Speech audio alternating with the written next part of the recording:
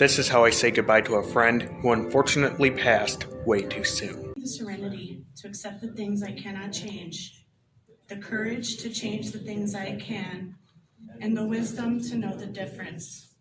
Living one day at a time, enjoying one moment at a time, accepting hardship as a pathway to peace.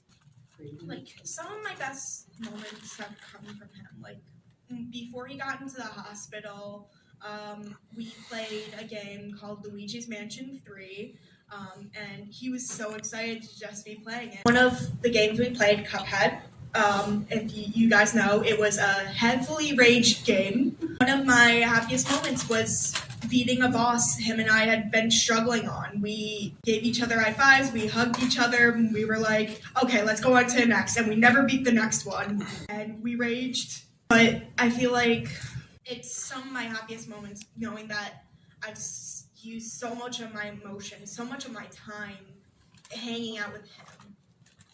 You know, I made a promise to him once before he went into the hospital, the day he went in, that morning, I was like, okay, I promise we can play Luigi's Mansion tomorrow. And even though I was never able to fulfill that promise, I did manage to play the game with him one last time. And I think that was one of the happiest times I have ever been playing a game, because I got to spend it with one of the people I love the most.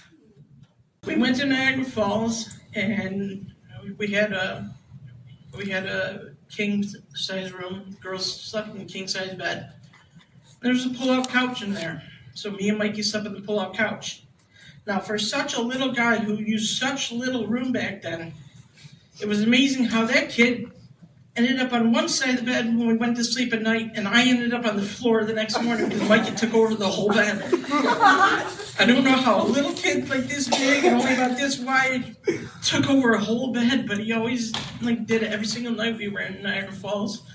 The girls would come out laughing, Dad, you're sleeping on the floor. I was like, ask your brother about that. He loved dogs and life and love, and he was just the best. I'm gonna miss him forever.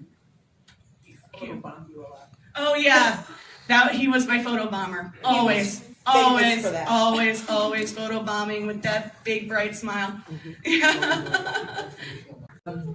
He had come over to the apartment because at that point I was staying with some friends of mine, and it was my weekend with the kids, and Mikey and Leanne had come over, and the next morning when we all got up just before I was getting ready to take them back to the house and we were going to my parents for the day, and he goes, I want to make pancakes. And he had gotten a recipe from his cooking class, and he made pancakes that morning for everybody. We kept looking at him like, Mikey, you don't want any? You don't want any pancakes? He goes, no, I made them for you guys. Tell me how you like them. Yeah, I mean, they were phenomenal.